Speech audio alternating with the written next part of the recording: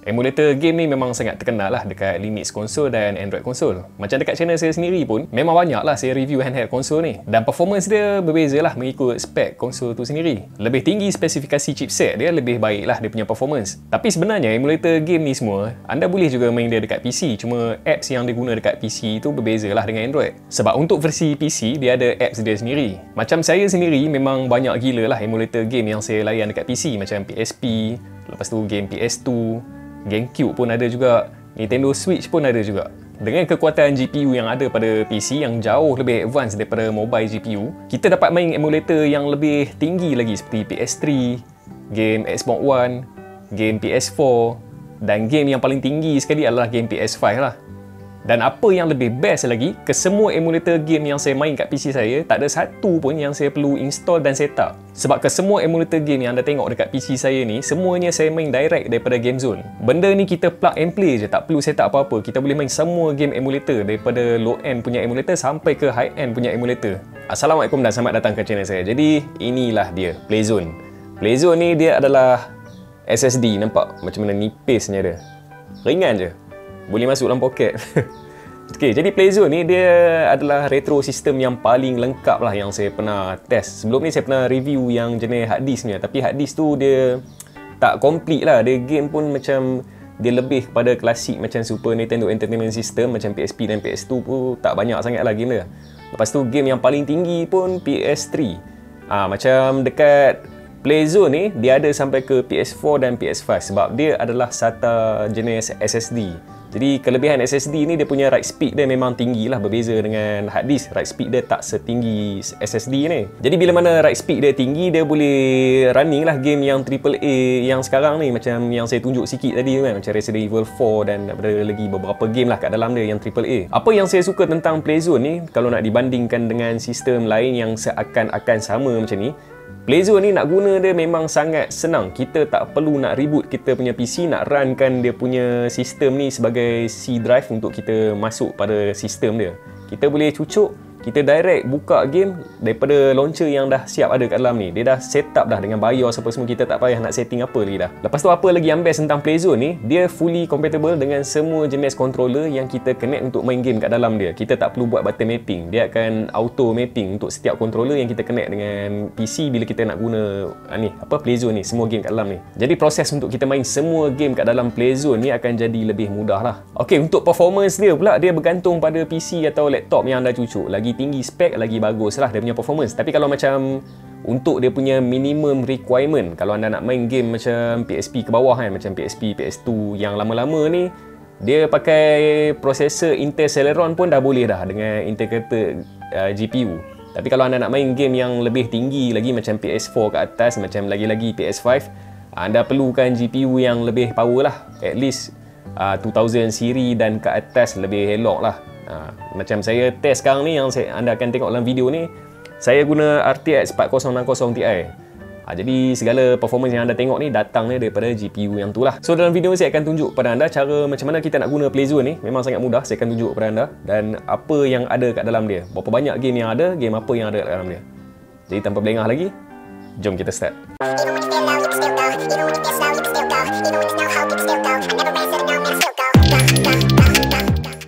Ok, sebelum kita test, saya bagi anda tengok dulu apa yang anda akan dapat kalau anda beli Playzone ni. Anda akan dapat dua barang lah. Satu, Playzone tu sendiri lah dalam kotak, dia punya SSD dia, dan satu lagi dia punya kabel. Ok, untuk kabel dia ni, saya buka bagi anda tengok. Ok, ni kabel untuk dia ada USB-A kat sini. Yang ni kita cucuk dekat kita punya SATA. Lepas tu ni cucuk kat PC lah. Dan satu lagi kabel, dia bagi PCIe kabel. So PCIe kabel ni memang untuk kita cucuk direct ke motherboard lah kalau kita nak jadikan dia sebagai internal storage. Tak adalah kita nak guna, nak cucuk pasang lagi dah. Memang dia akan permanent terus lah kat dalam PC. Jadi dia bagi PCIe kabel yang saya rasa cukup panjang kalau kita nak set up bagi dia duduk dekat belakang daripada motherboard supaya nampak lebih kemas lah. Jadi untuk kabel yang tu sajalah. Dan dalam kotak ni kita tengok dia tak ada apa, tu je. Ok, kita dapat SSD ni dengan kabel yang tadi. Yang tu saja kalau anda beli. Okey, jadi kita akan test sekarang. Okey, bila kita cucuk je dekat PC, lepas tu kita masuk dekat My Computer, dia akan detect lah. Dia dekat ni F drive ni. Dia dah namakan dekat sini Play Zone. Okey, jadi kita masuk terus ke dalam ni. Okey, ni adalah beberapa file yang ada kat dalam dia. Untuk file bahagian atas ni tak payah kacau. Termasuk PDF ni dia punya manual. Okey, launcher dah dekat sini saya nampak dia ada 4. Dia ada Launchbox, PlayNight. PlayNight dia ada 2 version lah. Yang satu PlayNight full screen, satu lagi PlayNight desktop. Lepas tu Retrobat. Retrobat ni saya rasa dia lebih kepada game klasik lah. Mungkin game klasik dia tak letak pada launcher Launchbox, dia letak pada Retrobat. Masuk Retrobat ni semua game klasik lah. Tak apa, kita akan masuk satu persatu tengok. Jadi kita akan start dengan Retrobat dulu. Okey, dalam Retrobat ni seperti yang saya cakap tadi lah, dia lebih memfokuskan pada klasik punya platform. Kita ada dekat sini Neo Geo Game, lepas tu Neo Geo Pocket, Neo Geo Pocket Color, Super Vision. Okey, dekat all game ni kita boleh tengok lah jumlah dia ke semua ada sekali ada berapa. Dekat sini dia yang tertera dekat sini dia ada 11,784 game untuk game klasik retro ni. Retrobat, ini sajalah yang ada kat dalam dia. Saya tak go through dia punya gameplay, saya akan go through pada gameplay yang lebih high end punya emulator lah. Untuk Retrobat setakat ni saja saya share kepada anda. Tapi saya masuk salah satu bagi anda tengok macam mana dia punya sistem dia. Okey, ni dia punya game library dia lah. Saya masuk dalam Game Boy Color. Dia punya list game, dekat sebelah kanan dia punya album game tu lah. Lagi senang lah kita nak pilih game. Kadang-kadang kita tengok tajuk, kita tak tahu game apa kan. Sebab kita dah lupa bila kita tengok dia punya cover album, baru kita ingat, oh game ni. Oh, okey. Okey, jadi setakat ni saja untuk Retrobat. Kita pergi pada launcher yang seterusnya. Okey, untuk launcher yang kedua, PlayNight Desktop Version. Okey, untuk PlayNight Desktop Version ni, dekat sini dia campur semua sekali kat sini. Kita boleh tengok dia ada, saya nampak dekat sini dia ada game PS3 pun dia ada kat sini. Lepas tu dia game PS4 pun ada kat sini. Game PS5 pun ada dekat sini.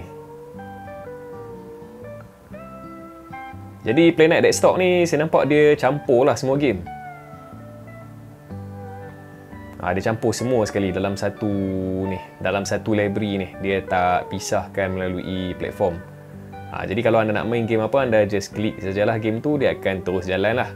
Okey, jadi kita pergi pada launcher yang seterusnya. Okey, launcher yang seterusnya dia PlayNight juga, tapi dia full screen punya version. Jadi saya rasa dalam dia akan ada game yang sama macam yang kita tengok tadi, cuma dia dalam versi full screen dah. So versi full screen ni dia tolak ke tepi lah. Lagi satu dia punya game album ni nampak lebih besar. King of Fighter, Witch, apa semua okey lah. Yang ni je lah, sama macam tadi. Okey, kita pergi pada launcher yang seterusnya. Okey, launcher yang seterusnya adalah Launchbox. Yang ni memang kemas, lagi senang. Dia dah pisahkan by platform. Kalau anda tengok di sebelah kiri dia dah pisahkan game dia by platform. Jadi lagi senang kita nak pilih game dan kita tahu game apa yang kita tengah main tu. Game PS2 ke, game Nintendo Switch ke, game PS5 ke, kita boleh pilih kat sini. Kita tekan platform, contoh platform PS3, semua keluar game PS3. Kita tekan PS4, semua game PS4, macam tu juga PS5 dan platform-platform lain kat sini. Lagi senang lah kita nak tahu daripada mana datangnya game tu. Kalau kita pergi pada launcher yang saya tunjuk tadi, semua kita tak tahu game tu game daripada platform apa. Tahu-tahu start je kan. Okey, jadi kita akan test salah satu game. Saya rasa saya akan test game PS2 kot. Game PS2, game God of War 2. Okey, kualiti game dia memang cantik gila. Kita dah push sampai 2K punya resolution. Memang saya sendiri pun tak pernah tengok kualiti secantik ni walaupun dekat original konsol PS2 sendiri. Okey, jadi kita akan start dengan dia punya gameplay dia. Okey, jadi ni adalah dia punya kualiti gameplay dia. Memang smooth gila lah sebab kita guna PC kan.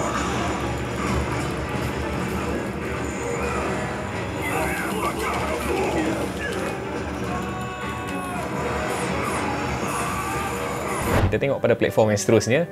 Untuk platform PS3 saya rasa kita skip kot. Kita terus pergi pada platform PS4. Okey, untuk platform PS4 ni saya akan test game Resident Evil 2 ke Sekiro dululah.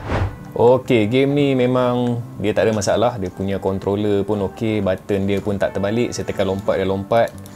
Kadang-kadang emulator PS4 ni dia ada problem sikit dengan controller lah. Tapi sistem yang dia pakai ni memang saya nampak dia tak ada sebarang masalah controller lah. Dia orang dah buat configuration cantik-cantik.